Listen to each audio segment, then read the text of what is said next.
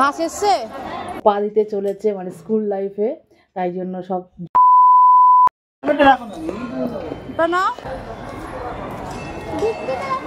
दादा दी का मंदिर देखे ना,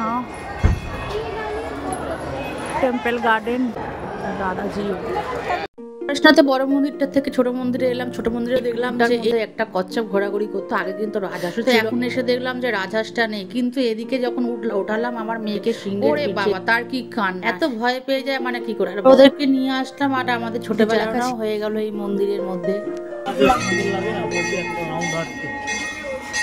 আর দেখো কত সুন্দর লাগছে। এটা হচ্ছে পরশনাথের উল্টো দিকে যে মন্দিরটা আছে, এই মন্দিরটা।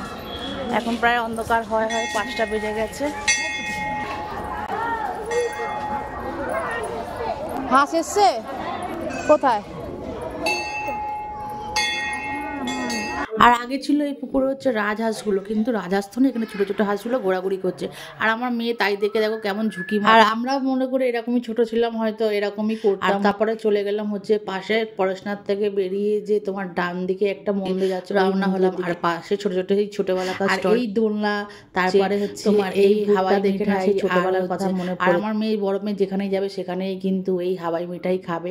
তারপরে ওখান থেকে বেরিয়ে আমরা চলে এলাম টাউনের মেলাটাও আজ সবাই লোকে দাঁড়ালাম না, কারণ ছোট মেয়ে ঘুমিয়ে পড়ছে, যেহেতু দুপুরবেলা ঘুমায়নি। দুপুরবেলা তোর ঘুমানোর খুব অভ্যাস আছে, আর তাই চলতি পথে আমি মেলার ভেতর দিয়েই চলে গেলাম। দেখার সময় এই জায়গাটা হচ্ছে এন্ট্রি থাকে, তাও আমরা তখন এন্ট্রি ছিল না বলে আমরা মেলার মধ্যে চলে যেতে পেরেছি।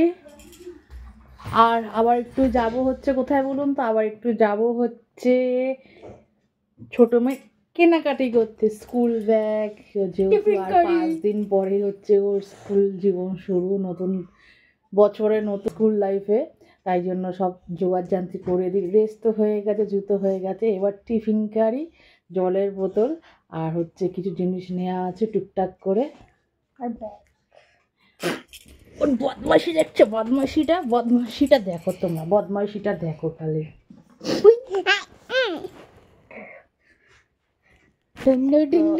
ড্রেসটা চেঞ্জ করবো না, এখন আর ড্রেসটা চেঞ্জ করবো না, একবার রেডি হয়ে যাব, চাটা খেয়ে নেবো। জল ঘোরা কমপ্লিট হয়ে গেল 5 জানুয়ারির, আর দিনটা মোটামুটি ভালোই যাচ্ছে। আর এই যে